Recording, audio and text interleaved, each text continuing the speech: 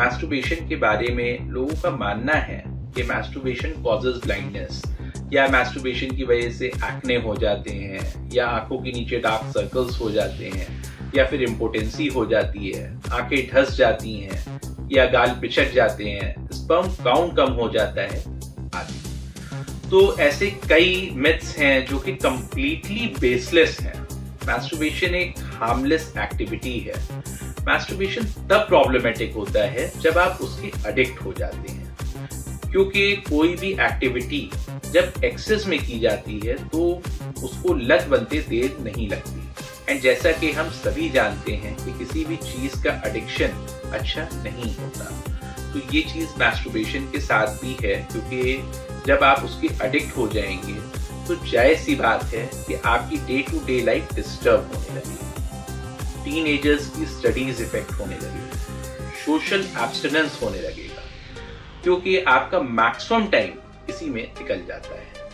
वो अपने गोल्स पर फोकस नहीं कर पाते, तो वो चीज गलत है। कई लोगों में देखने को मिलता है कंपल्सिव मैस्टरबेशन, यानी कि मैस्टरबेट करना ही करना है, फिर चाहे उनको एक्सटर्नल स्टिमुलेशन मिले या ना मिले।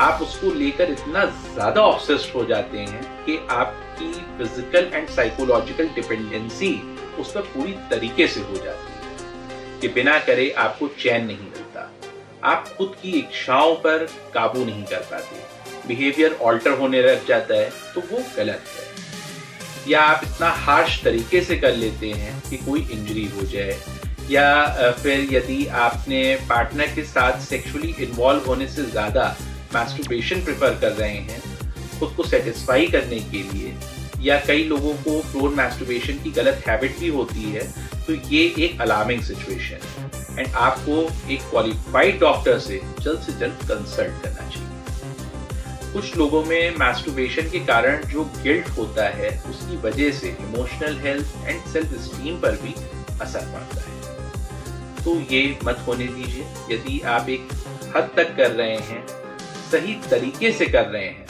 तो इससे कोई प्रॉब्लम नहीं होगी, वो पूरी तरीके से नॉर्मल है। बस एक्सेसिव के लिए ऑब्सेसिव मत हुई है। एक हेल्दी मैस्टरबेशन आपको प्रोस्टेट कैंसर के रिस्क से भी बचाता है। क्या पीनस का साइज मायने रखता है वुमेन को सेटिस्फाई करने के लिए? तो देखिए, ये भी एक बहुत बड़ा मिथ है कि जितना लंबा पीनस साइज होगा उतनी ही बेहतर सेक्स लाइफ होगी, और इस मिथ की पहली बड़ी वजह है पॉर्न। दूसरा है lack of sex education. Porn की वजह से लोग अपने माइंड में कुछ अनरियलिस्टिक इमेज क्रिएट कर लेते हैं, और शिक्षा की कमी और जागरूकता के अभाव के कारण उसे सच भी मान लेते हैं, और इसी वजह से वो रियलिटी से भी दूर हो जाते हैं। देखिए, फीमेल्स की जो वजाइना होती है उसकी एवरेज डेप्थ लगभग 6 इंच होती है, जिसमें कि आउटर 1/3 पार्ट वजाइना यानी कि आगे का 2 इंच का पार्ट प्लस द एक्सटर्नल जेनिटला जैसे कि क्लिटोरिस है, तो उसमें सबसे ज्यादा नर्व एंडिंग होती है, सबसे ज्यादा सेंसेशन होता है और वो संवेदनशील होती है। और जो इनर 2/3 पार्ट ऑफ वजाइना है that is around 4 inches which is virtually insensitive. तो यदि आपकी पीनिस का साइज 2 इंच तक भी है ऑन इरेक्शन, तो वो काफी है आपके पार्टनर को सेटिस्फाई करने के लिए। फिर maximum females length of the penis से ज्यादा क्वालिटी ऑफ सेक्स से इंप्रेस होती है, तो इसके लिए प्रॉपर फोरप्ले करिए, क्वालिटी सेक्स करिए। ये आपके रिलेशनशिप को, आपके वैवाहिक जीवन को हेल्दी, आनंदमय एवं सुखमय बनाएगा।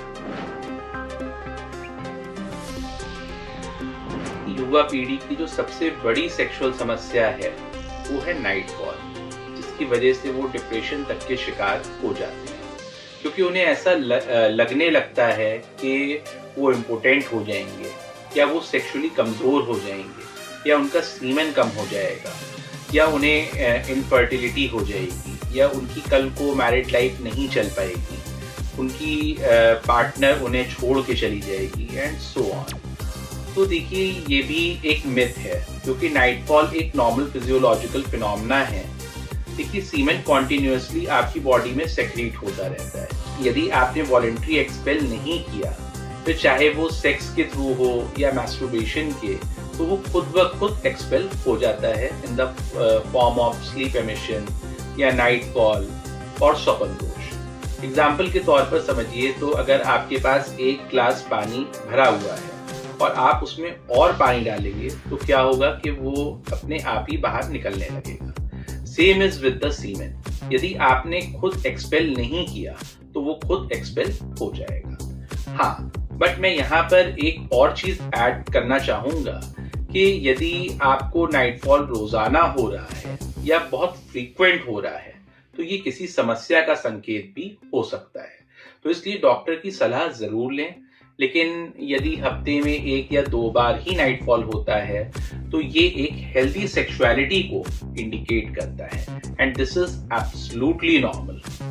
अब बात करते हैं कि इससे जुड़ी दूसरी भ्रांति की कि loss of semen means loss of vitality और सेक्सुअल स्ट्रेंथ और विगर, या फिर सीमेन इतना प्रीशियस होता है कि उसकी एक बूंद ब्लड के 40 से 80 बूंद के बराबर होता है, या सीमेन को प्रिजर्व करके रखें ताकि आपकी लॉन्गेविटी बनी रहे। तो ऐसे कई मिथ्स हैं जो सही नहीं है। देखिए, सीमेन बेसिकली 3 चीजों का मिक्सचर होता है, जिसमें 10% स्पर्म होता है जो कि टेस्टिकल में प्रोड्यूस होता है। दूसरा है secretion of the seminal vesicles जो कि अराउंड 60% कंट्रीब्यूट करता है, एंड तीसरा है secretion of the prostate gland and ये अप्रोक्सीमेटली 30% कंट्रीब्यूट करता है। ये तीनों चीजें मिलकर सीमेन बनाती हैं एंड ये through out the life secrete होता रहता है।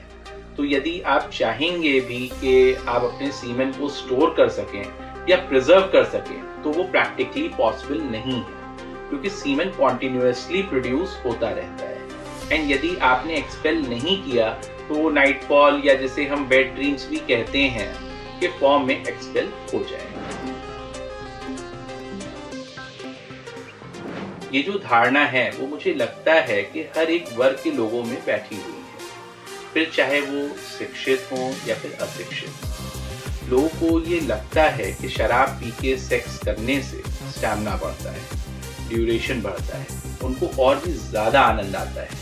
हालांकि इसमें कोई संदेह नहीं है कि शराब का सेवन करके संभोग करने पर पहले तो यह अनुभव अवश्य हो सकता है, लेकिन आगे चल के दिक्कतें बहुत बढ़ जाएंगी। वक्त के साथ आप संभोग करने में असफल भी हो जाते हैं, क्योंकि शराब उत्तेजित करती है, कामनाओं को बढ़ाती है, इच्छाओं को जगाती है, लेकिन उनको पूरा करने की शक्ति छीन लेती है। क्योंकि अल्कोहल का सेवन करने से पेनिस में ब्लड सप्लाई कम हो जाती है, साथ ही ये आपके सेंट्रल नर्वस सिस्टम को डिप्रेस कर देती है। नतीजा इरेक्शन लाने में या मेंटेन करने में दिक्कत होने लगती है। और यही सेम चीज फीमेल्स में भी होती है। जब वो अल्कोहल का सेवन करती हैं तो जेनिटल्स में ब्लड फ्लो कम हो जाता है, लुब्रिकेशन कम हो जाता है, देयरफॉर फ्रिक्शन बढ़ जाता है, जिससे सेक्स में पेन भी हो सकता है।